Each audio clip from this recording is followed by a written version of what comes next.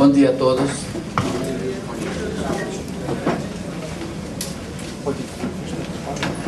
Eu gostaria de começar as minhas palavras com agradecimentos. Os meus agradecimentos, em primeiro lugar, a André Duque e Reginaldo. André Duque não está aqui conosco hoje, Reginaldo sim. Foram as duas pessoas que me trouxeram de Israel para cá, para conseguir agilizar todo o processo que eu pretendia fazer há vários anos, desde quando comecei o trabalho com o site. Eu acho que muitas pessoas aqui conhecem o site www.judaísmoibérico.org. Meu segundo agradecimento vai para Nehemiah, ou Genderson, que é quem deu todo o apoio lá em Brasília, para que eu pudesse me estabelecer de forma honrada, de forma normal. Em seguida, meu agradecimento vai para David Salgado por tudo que tem feito pelos nossos no Brasil. Tem o agradecimento da União Sefaradita e meu em particular. Meus agradecimentos se estendem a Anita Novinsky, que eu não sei se já se encontra presente, é a professora Anita Novinsky, a Egon e Frida Wolf, já falecidos, e ao professor Lippner, Elias Lippner. Motivo: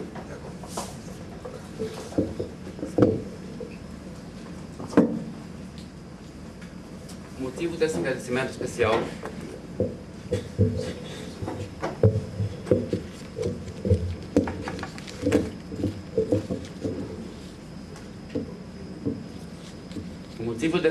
especial a esses historiadores.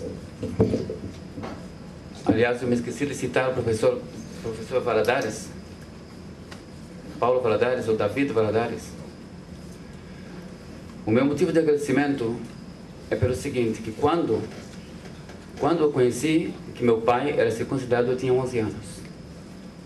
Somente aos 13 anos é que eu tive coragem de perguntar por que ele era circuncidado. E só a partir dos 13 anos para frente, levaram algumas semanas para ele começar a explicar qual era o verdadeiro relacionamento da família com o cristianismo. Que nós, na verdade, não aceitávamos de forma nenhuma, nem que existia uma divindade na Terra, ou que existiu alguma vez. E, inclusive, o que foi transferido na família é que o Novo Testamento foi um livro escrito para defender uma mulher saideira. Eu acho que muita gente aqui talvez não conheça o sentido da palavra saideira, mas no Nordeste eu acho que todo mundo sabe o que significa. É bem pejorativa. Meu pai não quis falar muita coisa e me levou para conhecer minha avó.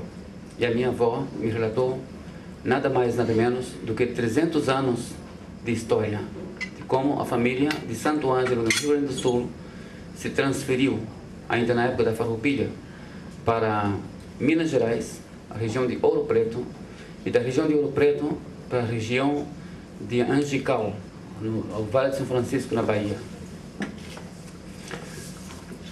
De minha avó eu escutei toda a história e, em seguida, já que tinha ligação direta com Porto Alegre foi uma cidade fundada por judeus, eu perguntei, então nós temos origem judaica, avó? E ela deu a resposta que para mim foi uma martelada na cabeça. Não, nós somos judeus. Ela falou categoricamente, nós somos judeus. Meus avós maternos e paternos são aparentados.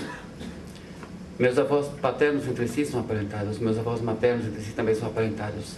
A família se conservou durante muitos e muitos anos, casando-se entre si. Não temos alguém na família que não fosse da família, a não ser o meu avô materno. Mas esse caso especial foi quase caso de morte, por uma pessoa ter saído da família. Ou seja, a minha avó era filha de pais judeus, minha avó materna, minha mãe, portanto, filha de judia, meus bisavós, tanto o lado paterno como o lado materno, toda uma família só intacta. E eu não tenho temor nenhum de afirmar isso, em frente a quem quer que seja, seja rabino, seja amares, seja historiador, seja o que for. Em seguida, meu último agradecimento, aliás, o penúltimo agradecimento, ao Hacham Medeiros, de Natal. Por que eu digo Hacham? Muita gente questiona, ele não estudou em Yeshiva. Ele não é rabino, portanto. Nós temos que lembrar o que os sábios disseram no Talmud. Iftah bedoró ki Shmuel bedoró. Iftah, aquele que se tornou um juiz de Israel, que não sabia muito a Torá, ele era tido, na geração dele, era obrigado que o povo tivesse, era obrigado que os alunos o reconhecessem, que a comunidade de Israel toda, as 12 tribos, reconhecessem como pessoa, chefe e líder em geral, até mesmo do Sanedrim. Um rei e um juiz.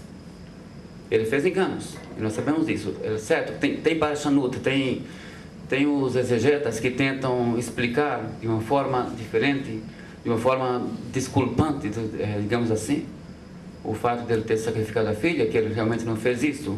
Mas o Peshat, o que está escrito, o sentido simples do escrito no Tanakh, ele sim fez aquilo. Nós sabemos que é grave, é um erro, mas nós também sabemos que a pessoa, o público tem que saber reconhecer o líder que está ali naquele momento. E é o caso do Hacham Medeiros, é ele que foi tido pelo público lá como o Hacham deles, e assim o pessoal tem que saber relevar, reconhecer e dar força, porque do contrário, vocês todos vão ser sempre um bando de anusim, cada um para o seu lado. En Melech Israel, não tem um rei em Israel. A união faz a força, e é isso que nós precisamos. Então precisamos do reconhecimento de todos. A situação nossa aqui no Brasil, em Portugal, na Espanha, por que não foi resolvida até hoje? 2 motivos. O primeiro motivo, nós mesmos. E como, me desculpem, eu tenho que voltar atrás um pouquinho, eu interrompi a questão do meu agradecimento aos historiadores, eu vou voltar a esse ponto agora, e depois eu voltarei ao que estava falando agora. Porque quando eu descobri a origem da minha família, com o relato da minha avó, que ela explicou da perseguição que teve, eu nada sabia da Inquisição. Eu tinha 13 anos, eu não sabia nada que houve Inquisição no Brasil. Naquela época não se estudava sobre isso na escola. Então, quando eu cheguei em São Paulo, procurando os rabinos, eu pensava que minha família fosse a única. O meu agradecimento principal a todos esses historiadores é pela consciência que ele trouxe a vocês, e a consciência que me trouxeram a mim, que em São Paulo tive acesso a escritos e pude entender que devem haver outras famílias.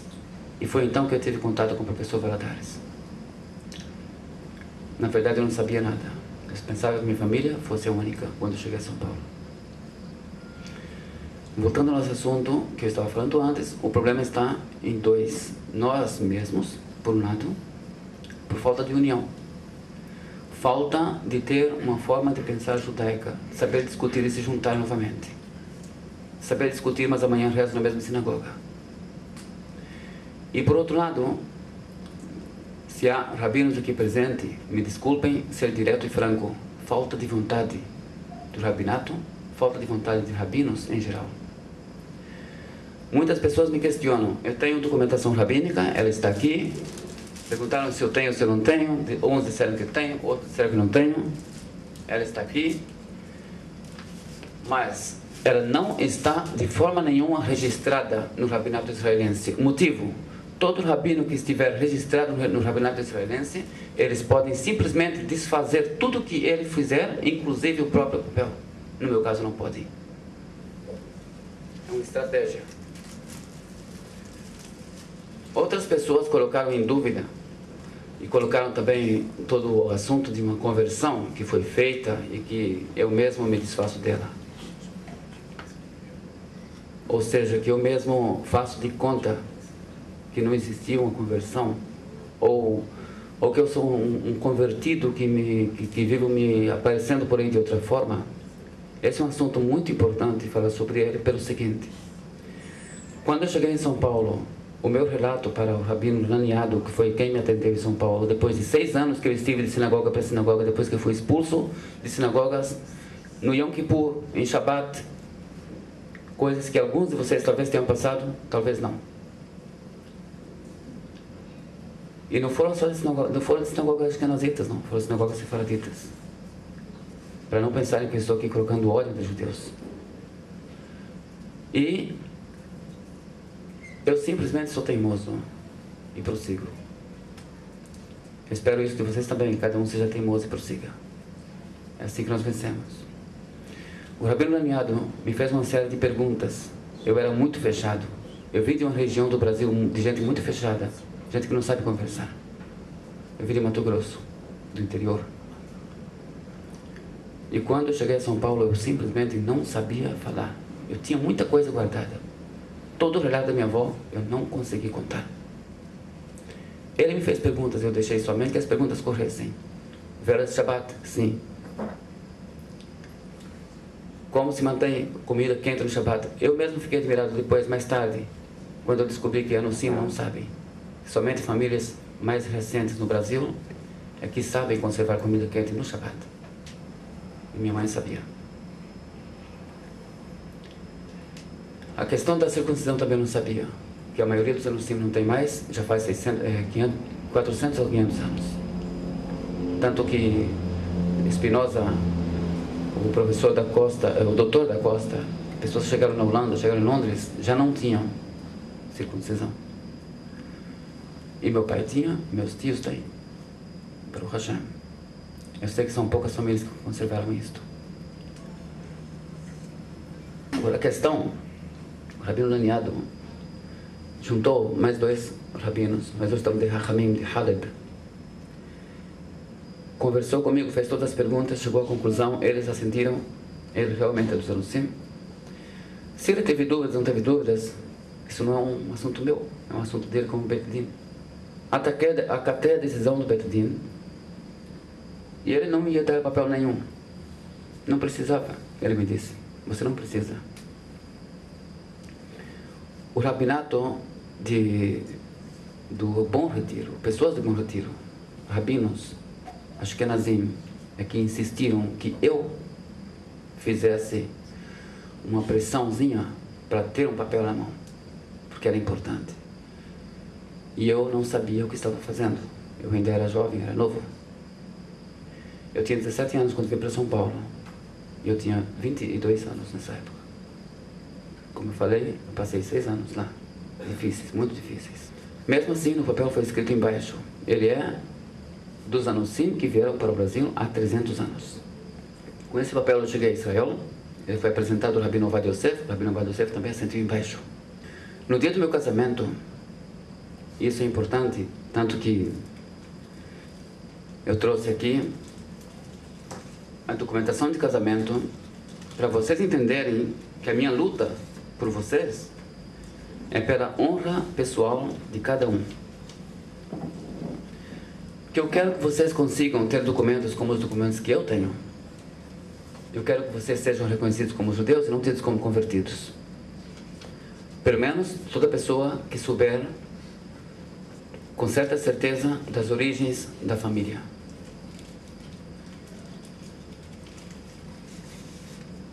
Isso aqui é uma certidão de casamento do Rabinato de Israel. Eu vou passar de mão em mão para vocês. Cada um pode olhar os nomes que estão escritos. Se está escrito Ben Abraham, ou se está escrito os nomes do meu pai e o nome do pai e da mãe da minha esposa. Como precisa com todo judeu. Convertidos recebem o nome Ben Abraham aqui e pronto. Acabou o problema.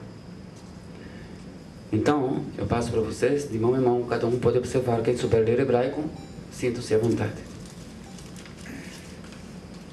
E essa é a minha luta, eu repito, que eu quero vocês com documentos que não atinjam a honra de vocês e nem a honra dos pais de vocês, porque a partir do momento que a pessoa simplesmente aceita ser um convertido sabendo que é judeu, ele está praticamente propagandeando: eu sou filho de uma goiá. E onde está a mitzvah de honra aos pais? Eu pergunto. Eu quero que vocês também percebam que eu sou uma pessoa não só teimoso, lutador, sem medo, intrépido. em Israel existe padrão para Ketubá hoje em dia. O Ram David Salgado deve saber disso bem. Existe padrão para Ketubá para sefaraditas e padrão para Ketubá para ashkenazitas. E querem, pouco a pouco, forçar os yemenitas a aceitarem Ketubá sefaradita. Eu quero mostrar para vocês a minha Ketubá, quer dizer, a Ketubá que eu dei para minha esposa. Ela foi feita em pergaminho e ela está aqui assinada porque é a cópia que fica no Rabinato de Israel. Ela é escrita à mão por mim e de acordo com o Nusach Harambam, de acordo com o Mishneh Torah e não de acordo com o padrão. Essa forma de lutar, essa intrepidez, essa vontade, saber esperar 6 anos, saber esperar mais tempo, saber colocar pessoas contra a parede. No dia do casamento, o rabino disse para mim, simplesmente o rabino que efetuou nosso casamento, eu não posso fazer isto. Eu tenho que colocar vocês assim. Eu falei, então, nada feito. Eu já estudei, eu conheço o Even Haezer. Even Haezer, para quem não sabe, são as leis de casamento, leis de Gitin, divórcios, leis de vida familiar. Eu conheço muito bem o Even Haezer. Eu disse para ele. E eu sei que não preciso de você para tornar a minha noiva minha esposa. Eu preciso simplesmente de 2 testemunhas e de preferência que eu esteja em frente das pessoas. Se o senhor quiser que seja por bem e dentro da lei do país, vai ser. Se o senhor não quiser, vai ser do jeito que eu quero. Eu peço de vocês a mesma coisa, em geral. Que vocês saibam lutar. Que vocês sejam fortes.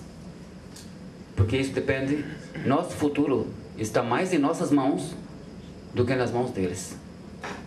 No dia que os etíopes descobriram na Israel que estavam convertendo todo mundo, só porque eles vieram lá de um país que estava desligado dos outros judeus, igual os anos sempre estão meio desligados dos outros judeus.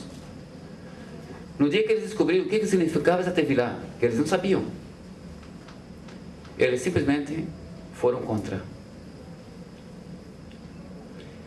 O Rabino Ovadia Yosef escreveu um Pesach Din. Eles não precisam tevilá. Eles vivem em comunidade, eles têm hazaká. É uma das coisas que falta para vocês, aquilo que eu falei. Um dos problemas é nosso. Comunidade formada. E eu vim para isto. Eu posso fazer de vocês todos, no Brasil inteiro, comunidades. E eu vim para isto. Eu quero abrir um centro em algum lugar do país. Eu pensei primeiramente em Brasília, como centro para todo o país, como núcleo, para que ali haja um yeshivá, para que eu possa formar rabinos de dentro de vocês. Eu posso fazer isto. Eu tenho capacidade. Só falta o apoio.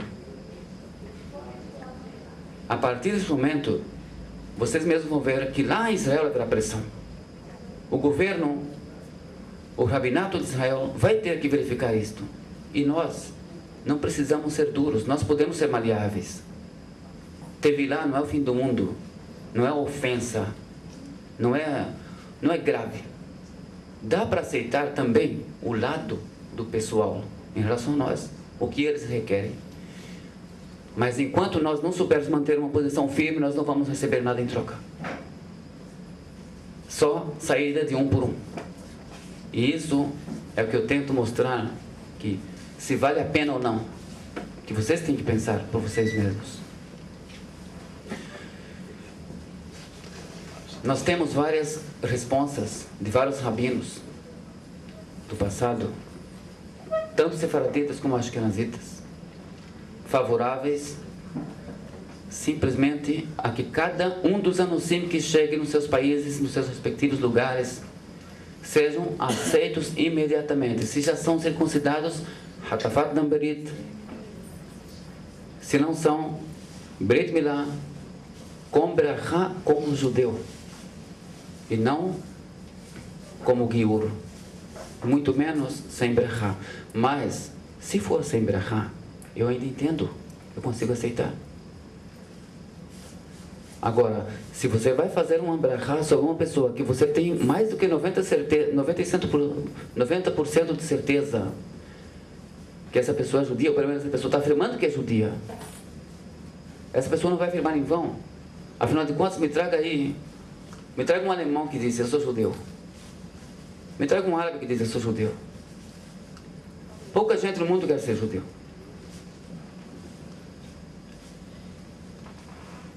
Quando a pessoa chega e diz, eu sou judeu, leva em conta pessoalmente que ele é judeu. Pensa nisso primeiro. E depois, pensa na possibilidade que ele não seja. Então dá para aceitar fazer tevilá por dúvida, dá para aceitar um montão de coisas, mas dê para ele uma documentação honrosa.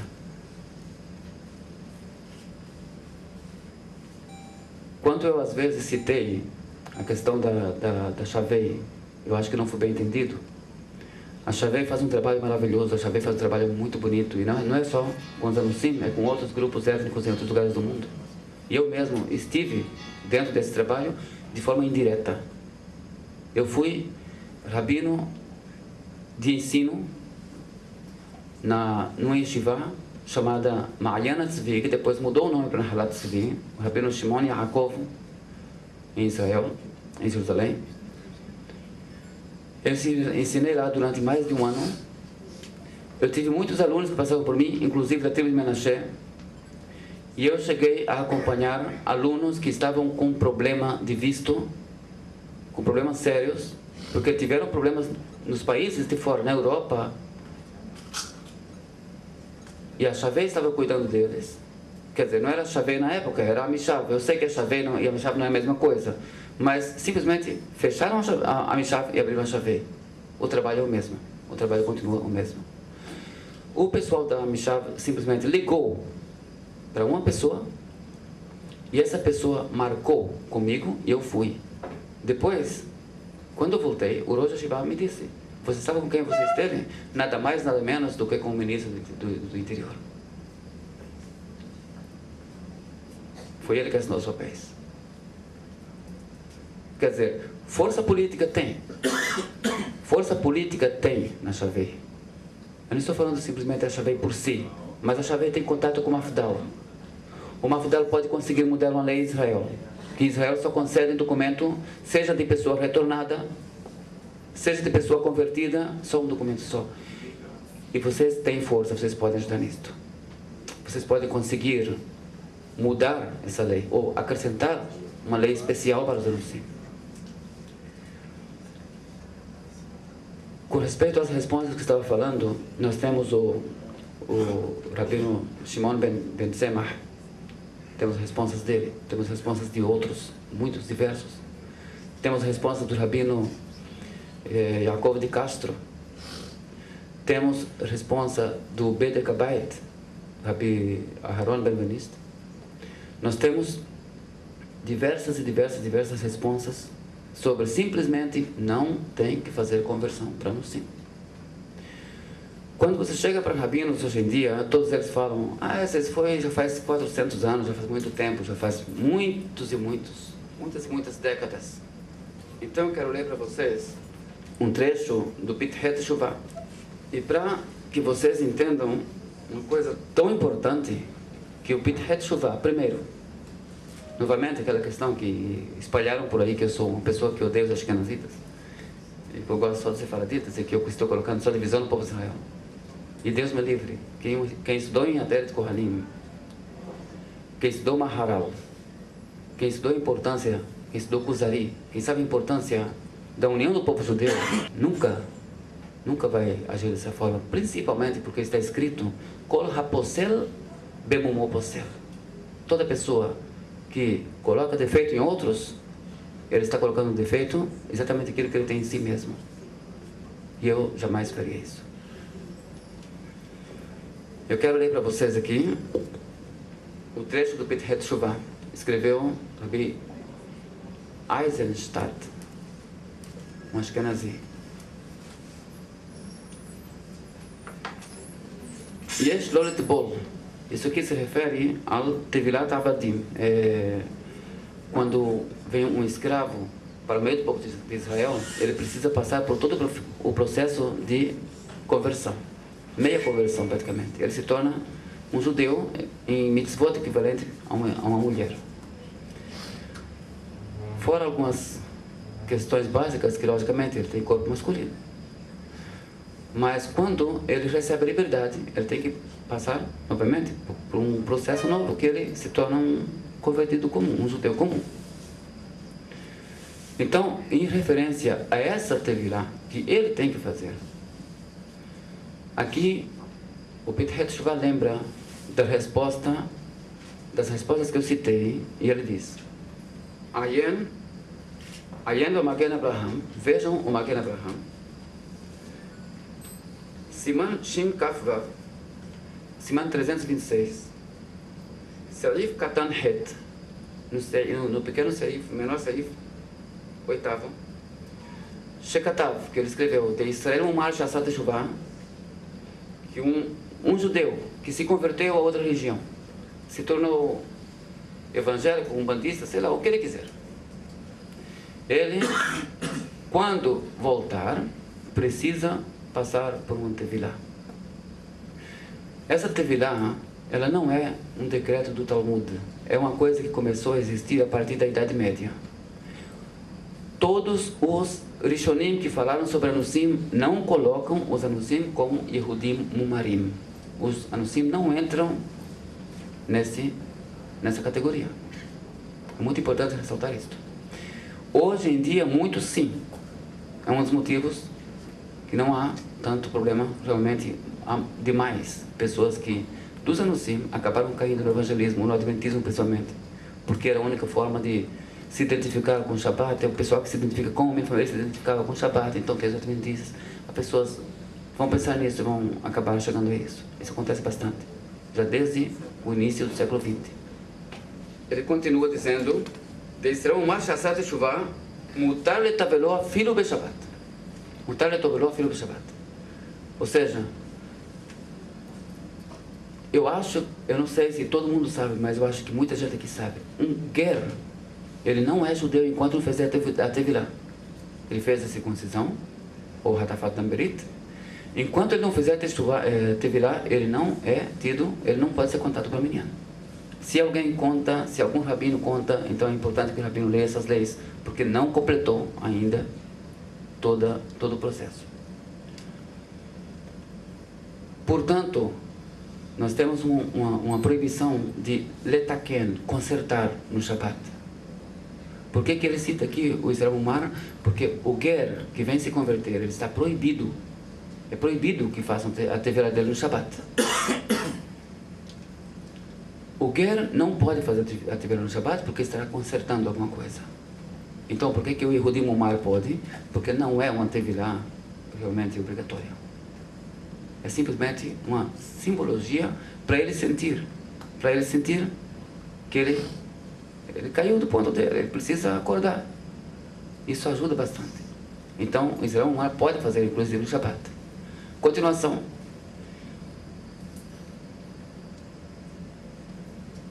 Kevan de Enome de Oraita, porque essa tevilá não é pela Torá, ela não é um decreto da Torá, como a outra tevilá, que é tevilá de Ger, nós falamos antes. Ve'ayen beteshuvat Rashbash, e veja bem, se ele fala para olhar esta teshuvá, é porque é o que ele pensa, é o que ele acha, é o que é usado na época dele. E vejam a tevilá, a teshuvá do Rashbash. Siman Samach Het, Siman 68. Shekatav, que escreveu que os Mumarim, que são chamados Anusim, as pessoas que trocaram a religião deles, os judaísmo, foram forçados a se tornar cristãos. Que Shebaim Lahazor B'Teshuvah, quando eles quiserem fazer Teshuvah e eles vierem, En Lehodiam Mitzvot Kalot Vehamurot, não se deve, como se faz com o convertido. Nós somos obrigados ao convertido, quando ele vem a um Bet Din, nós temos que dizer para eles quais são as mitzvot leves, quais são as mitzvot pesadas, o que ele incorre se ele transgredir. E também dizer que se ele for um tzadik, ele vai ter lugar no Olam Abá. Nós temos que explicar para ele que nós somos um povo perseguido, que talvez valha a pena ele procurar outra forma. Temos muitas obrigações. Ele simplesmente diz: se você agir assim com os anuncios, você está errado. E não só isso. Ele continua: não precisa falar nem das mitzvot kalot, nem das mitzvot hamorot, e nem dos castigos. Ve'en levahalo, e nem assustá-lo. Aval yesh lemoshecho hased. É preciso trazê-lo por bondade, com carinho, com atenção. Bem-vindo, finalmente você voltou, como irmãos. Ve'yesh lemoshecho hased, ve'en tzarich tevilah. E não precisa tevilah. Eu não estou falando isso para vocês fazerem agora guerra contra a tevilah. Deus me livre. Nós não estamos numa situação que podemos fazer guerra contra a tevilah. A tevilah tem sua importância. Eu não estou indo contra o rabinato. Eu estou pedindo atenção dos rabinos. Eu estou pedindo atenção porque se eu preciso chegar sem estar registrado no rabinato, é porque se eu chegasse de outra forma, o Vaad Rabanim de São Paulo poderia me expulsar daqui e deixar vocês sem nada. O que eu preciso é que isso aqui seja válido pela Halakha. E isso aqui tem 3 rabinos que assinaram. 3 rabinos assinaram. Isso aqui é um documento válido pela Halakha e para mim é o que importa. Eu não preciso ser Av Bet Din para ajudar vocês. É suficiente fazer parte. E mesmo que não faça parte, o importante é deixar vocês preparados e que vocês aprendam a lutar. Levantar o pessoal, ensinar a Torá, preparar, levar pessoas aqui a chegarem a ser shohatim, a ser hazanim, rapazes que possam estudar Isur Veheter, fazer aqui Talmidei Hachamim de pessoas de dentro dos anusim, mesmo que não passaram por processo algum, para que Israel, o Estado de Israel, o Rabinato do Estado de Israel acorde, que haja pelo menos um pouquinho de respeito. Não custa nada. Porque lá em Israel, no aeroporto, chegaram, quem contou para mim isso foi Shulamit Halevi, uma historiadora que luta muito pelos anusim, que inclusive ela conseguiu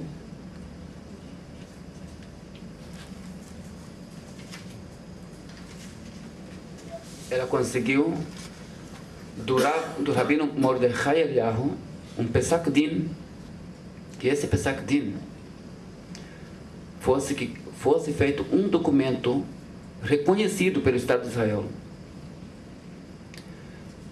de acordo com o que eu estou lendo aqui no Pethet Shuvah. Aliás, antes que me esqueça, que é muito importante, quando é que o Pethet Shuvah, quando é que o Rabino Eisenstadt escreveu isto? Alguém sabe quando é que ele viveu? Eu pergunto aqui, quem souber quando viveu esse Rabino, pode levantar-se e dizer, eu vou ficar muito contente de saber que alguém conhece. Porque isso aqui fecha a boca de toda pessoa que falar que aquelas respostas são antigas, são da época do começo da Inquisição. Esse Rabino escreveu isso por volta de 1764. 1764 até nossos dias não é muito tempo. É a época dos nossos trisavós, mais ou menos. Máximo. Dessa época para cá, o rabinato no Brasil esqueceu tudo. Meu pai pessoalmente me contou que aos 25 anos ele esteve em São Paulo querendo ir para Israel. Foi negado. Ele foi para Mato Grosso. Esse tipo de coisa precisa mudar. Essa consciência de 1764, é quase 1822, se nós nos lembramos bem, foi a independência do Brasil. Se em 1764, e não foi exatamente esse ano que ele escreveu, foi depois disto. Mas se nessa época ele escreveu isto,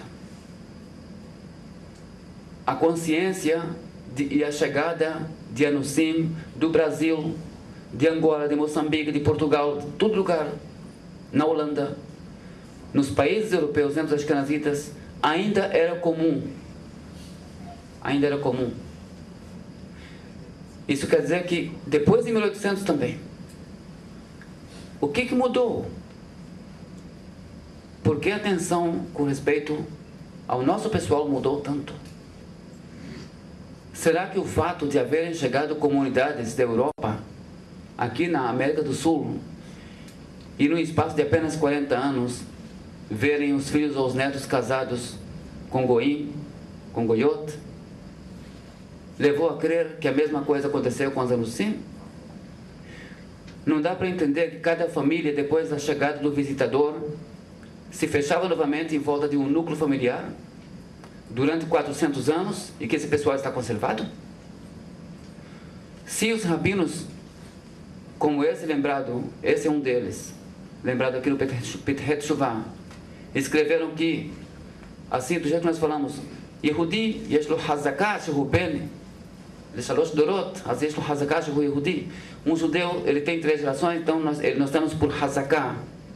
Tem uma consistência aí, um nó amarrado em 3 pontos de criar um judeu. Esses rabinos escreveram, os anusim têm hazaká de que não se casam com mulheres não judias. As respostas estão no site que eu falei antes, eu coloquei tudo lá, estão em hebraico. A partir de hoje, depois da palestra de hoje, eu pretendo traduzir.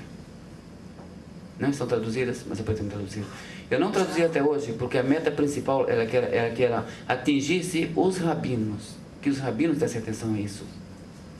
Lá tem outras respostas. Tem uma resposta do rabino Mordechai sobre o caso do meu casamento, por exemplo.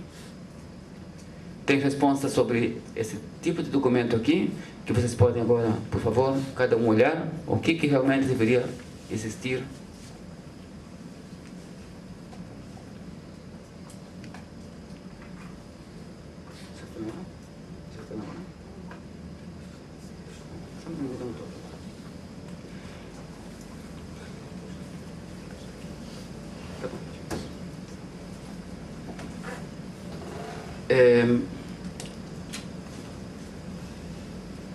Essa questão toda, como estou falando, voltando à mesma tecla,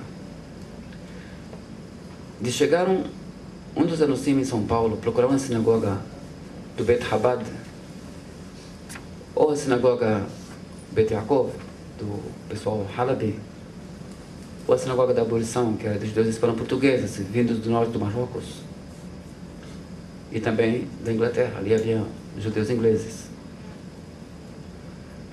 Ou qualquer outra sinagoga ortodoxa, eu estou falando sinagoga, não sinagrejas. Então, chegar e dizer o que você quer aqui. Isso não precisa existir. Afinal de contas, o Brasil foi colonizado por judeus, isso é fato. Existem vários livros escritos por vários ashkenazitas sobre a Polônia, que o nome Polônia, Polin, é do hebraico. O Brasil não precisa ser do hebraico, o Brasil todo mundo sabe. Pero Vaz de Caminha era judeu, Pedro Alves Cabral era judeu. O Caramuru se supõe inclusive que era correndo, ele assinava com a letra Kaf. E assim por diante, uma série de pessoas durante a história toda, que nós podemos citar, sem contar com os livros, assim, grossos, de nomes de pessoas que foram levados para julgamento no tribunal na Europa, em Lisboa. Uns condenados a São Benito, a família da Silva, por exemplo, foi a família que mais teve, apesar que da Silva é um nome bem comum também para pessoas que não são de origem judaica. Agora, é importante ressaltar, isso aí eu gostaria que todo movimento, toda organização importante, como a Chavé, por exemplo, aprendesse da União Sefaradita, pelo menos, ou de pessoas versadas no assunto, como Nito Novinsky, como Paulo Valadares, como reconhecer a Nusim, como reconhecer famílias que ainda se mantêm. Porque existe uma série de costumes, não é somente nome, não é porque a pessoa se chama Siqueira E lá na comunidade de Belém e de Manaus tem Sequeira, que praticamente é a mesma família. E não é porque encontraram lá um documento Antônio José da Silva, o judeu, que agora todo da Silva vai ser judeu. Ou Maldonado da Silva, que foi queimado no Peru. Não sei se todo mundo conhece a história dele. O pobre nem nasceu judeu, a mãe não era.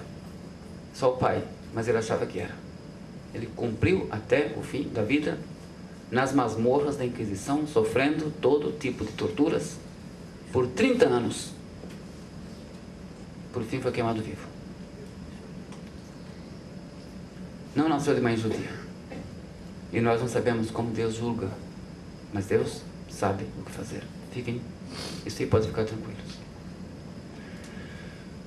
Com respeito a nomes, pessoas que de repente encontraram nomes e acham que esse nome já indica que eu sou de família de Anusim. Cuidado com isso, isso é muito grave. Não é só assim que funciona. Eu sou de Oliveira. Os de Oliveira em Portugal começaram em 1220. Em 1220, Joaquim Pedro de Oliveira era um cruzado católico. Simplesmente ele recebeu o nome de Oliveira de acordo com a região de onde ele vinha, porque ele chegou a um status de nobreza. Eu poderia ser descendente dele? Sim. Os de Oliveira, judeus, são benvenisti, vieram de Castela para Portugal. Felizmente, é o que consta em livros históricos, dados históricos, em 1820 já não se achava praticamente nenhum de Oliveira não judeu. Era muito raro encontrar algum. Por quê? Porque quando a família que veio de Castela para Portugal optaram por esse nome, eles eram tantos. E a família estava em decadência numérica. A família Oliveira, cristã, velha, estava em decadência numérica. Então, a maioria dos de Oliveira tem origem judaica. Todos os de Oliveira que têm nome de origem portuguesa têm origem judaica? Não. A maioria sim. Os Mendes também, a maioria sim. Os Antunes, os Fonseca, os Peixoto, os Pacheco, Peixoto e Pacheco não precisa nem dizer, são famílias que só judeus tinham esses nomes. Os Azevedo, o próprio nome é hebraico, Zeved, são a família de origem de Kohanim. Então, existe uma série de nomes, e a pessoa não simplesmente tem que lembrar, não posso me fixar em nomes, tem outras coisas. Houve perseguições, houve casos de mudanças de nomes, houve aquele problema de preservação da pureza de sangue, houve muitos casos, então não se pode fiar nisto. Mas saber verificar os costumes que não são exatamente costumes judaicos, que são costumes que a família pensa que é costume católico, mas não é. Não é nem católico e nem judaico. É um costume típico cristão novo. Um costume típico de chegar até a porta, ao batente da porta, não varrer, não atravessar com a vassoura ou lixo. Respeito, resquício do respeito a mezuzá. Que é um costume, é um costume judaico? Não. Depois da Inquisição é que ele começou entre os anos 100. Algumas famílias que conservam estátuas e cobrem com um pano roxo ou um pano preto durante a Sexta-feira da Paixão ou durante a Semana Santa toda. Isso também é um sinal de identificação, que raramente passaria de uma família para outra. E existem outros costumes que eu não vou citar aqui, porque eu estaria levando pessoas a chegar rabinos depois de dizer: a minha família é porque tem esse costume e tal, e não tem. Esses costumes ficam para verificação direta com a pessoa.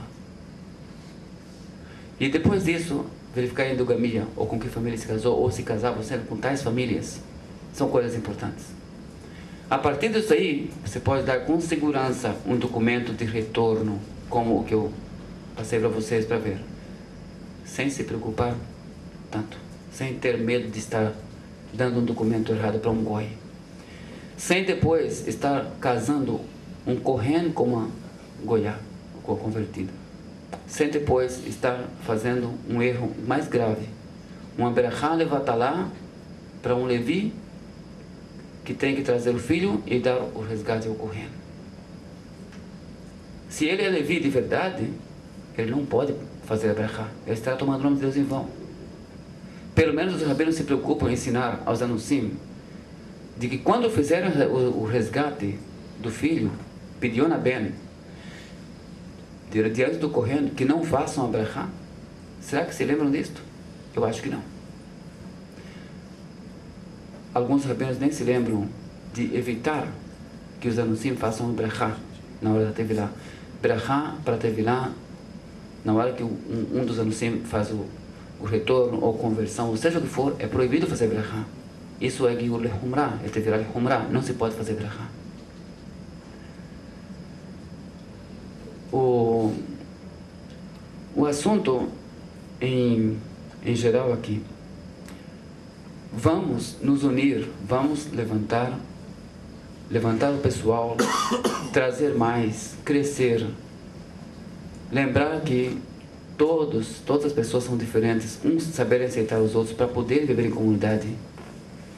Vamos nos libertar daquela forma de agir de cristãos que procuram sempre ver o erro nos outros, ou espalhar boatos falsos ou verdadeiros. Aliás, como vocês viram aqui, as coisas que eu trouxe, eu fui acusado até mesmo de ter sido extraditado de Israel. Meu passaporte está aqui. E eu viajei com ele dentro do Brasil, de Brasília para cá, de propósito. Se precisar, a passagem está guardada aqui dentro também. Agora, isso tudo para desmentir pessoas que estão tentando prejudicar vocês, estão levando vocês a um ponto de pagar dinheiro, que de R$5, se alguém pagar apenas 5, essa pessoa já está lucrando bastante, porque são muitas pessoas pagando. Vocês precisam entender que toda pessoa que vem conspurcando a imagem de outros não deve ser honesto. Pessoa que quer ajudar, oferece a mão. Pessoa que quer ajudar, se oferece para colaborar. Nós queremos só o bem. As pessoas que querem só o bem, elas não vão fazer inimizade. Elas não vão sujar a imagem de outros. Portanto, David Salgado tem minha mão em tudo que eu puder ajudar, e eu também espero ter a mão dele em tudo o que ele puder. O nosso trabalho, ele pode ter poucas diferenças, mas nós queremos chegar à mesma meta, e é isso que é importante. Quando nós abrimos o tratado Kiddushin, ou qualquer outro tratado talmúdico, nós temos aquela questão de ver que às vezes temos dois, como dizem os Ashkenazim em Yiddish, mir haben zwei dinim. Nós temos dois dinim aqui, nós temos duas leis. E pegam um ponto parecido de um ponto parecido de outro, depois dizem Lora ize kere ize. Vehatzad hashaveh shebahem. Esse não parece com esse, mas o ponto parecido entre eles é que faz a união deles, a unificação. Isso as pessoas que querem realmente ajudar vocês entendem. Veem. Toda pessoa que buscar divisão, podem saber, essas pessoas não são honestas. Novamente, eu lembro para vocês, sempre vai haver algum ponto de diferença. A forma como eu quero as coisas, a forma como eu ajo, como a União Sefaradita quer que seja, é um pouquinho, eu sei, um pouquinho teimosia, um pouquinho cabeça dura, mas eu consegui, vocês podem conseguir. Eu quero que cada um de vocês consiga. Eu acho que a Chavei pode ajudar. E no dia que a Chavei se decidir a tomar essa posição, eu vou estar com a Chavei. Totalmente. Então, muito obrigado a todos. Porque nós estamos aqui, eu não digo assim, são famílias. Eu creio que somos representantes, né? Eu estou aqui, eu não digo que eu estou como a minha família. Eu estou aqui como indivíduo. Certo? Eu quero saber, assim, essa questão do retorno ou de conversão. Como seria no caso da família que não se reconhece ou não quer saber dessa história? Tocou um ponto dolorido. Eu tenho uma prima em Brasília, prima do meu pai. Ela é filha da irmã caçula da minha avó, que contou todo o relato da família para mim. Lá de Israel eu escrevi uma carta para ela e perguntei: você já conversou com sua mãe sobre a origem da família, sobre a história familiar? Ela falou: não. Eu falei: ela tem muita coisa importante para contar para você. Na outra semana, ela me escreveu uma carta. Eu conversei com a mamãe. ela é um museu ambulante.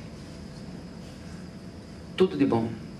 Terminou. Nunca mais teve contato comigo. É dolorido isso. O profeta diz que será um de família. É tudo que posso dizer. Mais perguntas? Aqui no Brasil, eu percebo que o espaço para a mulher judia para aprender usos, costumes, alimentação, a vestimenta, moda, tudo, existe uma deficiência de ensino para a mulher nesse sentido. Existe algum projeto ou alguma intenção de existir uma educação ou cursos ou ensinamentos nesse sentido? Porque, infelizmente, quando a gente entende e vê que nossos antepassados têm sangue, mas essa tradição de mães e avós que foram omissas em ensinar, mesmo a gente vendo alguns detalhes de costumes, né? Como, por exemplo, de higienizar a casa na sexta-feira. Então, isso não foi passado de uma forma mais profunda para as mulheres. Então, eu sinto muita dificuldade nisso. Então, da sua parte, ou sua esposa, existe esse pensamento de tentar ensinar as que querem aprender, porque os familiares, as mães, as avós não ensinaram? Essa é a minha pergunta. Primeiro, eu gostaria muito que nós tivéssemos muito cuidado, às vezes, quando nós falamos que nossos antepassados foram omissos em transmitir. A situação não era fácil. Não é fácil você ter que no Shabbat colocar uma feijoada, costeletas de porco em cima da mesa, e o hamin, como chama aqui, o chulent, a comida especial do Shabbat, dentro da gaveta. É por isso que as gavetas nordestinas, as mesmas nordestinas, têm aquela gaveta grande. A feijoada apareceu disso aí. Então não podemos dizer que foram omissos. Eles fizeram o que podiam, e mais do que podiam, acho. Casar com primos contra a vontade é dificílimo. Quanto à questão em geral, é o que eu falei. Não se trata simplesmente de formar um grupo de rapazes que sejam rabinos. É um trabalho completo. Leva tempo. Mas aprender a se vestir, aprender que uma mulher casada tem que manter a cabeça coberta, e aprender que para nós não é suficiente peruca. Aprender que nossas mulheres têm que andar com a cabeça coberta, com roupas compridas. Entender que a palavra shok no Tanakh foi traduzida nas Bíblias cristãs como coxa, sendo que na verdade ela se refere à parte de trás da canela. Isso é hebraico bíblico. No hebraico atual está sendo usado também como coxa em português, mas não é o correto no hebraico bíblico. Então, saber todas essas coisas, lógico, nós vamos pouco a pouco fazer as coisas, nós vamos tentar, eu vou tentar visitar comunidades, eu vou explicar essas coisas. A minha própria esposa, ela vai ter que ajudar mulheres com leis de Nidá. Eu não sei se todo mundo sabe o que é Nidá. São as leis do período menstrual da mulher. Ela vai ter que ajudar nessas coisas, ensinar como se faz tevilá. Tem posição correta. A mulher tem que saber com que posição que ela tem que estar para fazer tevilá. Tevilá de Nidá não é tevilá de conversão, não é igual. Não é tevilá, não é tevilá nem de corrente que vai comer terumá. Quer dizer, hoje em dia não se come, mas tinha tevilá para isso. Rabino, assim, eu acho que seria bom dar um esclarecimento, assim, qual seria exatamente a proposta do senhor para uma inserção social maior dos meninos, assim, que de repente chegassem para o senhor hoje, né? Qual seria a sua proposta, assim, tipo, um curso de tanto tempo para fazer uma techuvá, um curso de tanto tempo para fazer uma conversão em Israel, conversão no Brasil? Qual seria, o senhor tem algum plano já ou o senhor ainda está elaborando? Exatamente o que eu acabei de falar há pouco. Nada de conversão. Lutar pelos direitos. Levantar-se. Simplesmente levantar sinagogas próprias. Simplesmente começar a viver como judeus, sem se importar quem vai pensar que você é judeu ou não. Você não vê nenhum judeu por aí preocupado, nenhum judeu ashkenazi de São Paulo, do Rio, de Israel, dos Estados Unidos, preocupado se outro judeu está pensando que ele é judeu ou não. E vocês, a mesma coisa tem que pensar. Deixar de se preocupar o que o outro está pensando.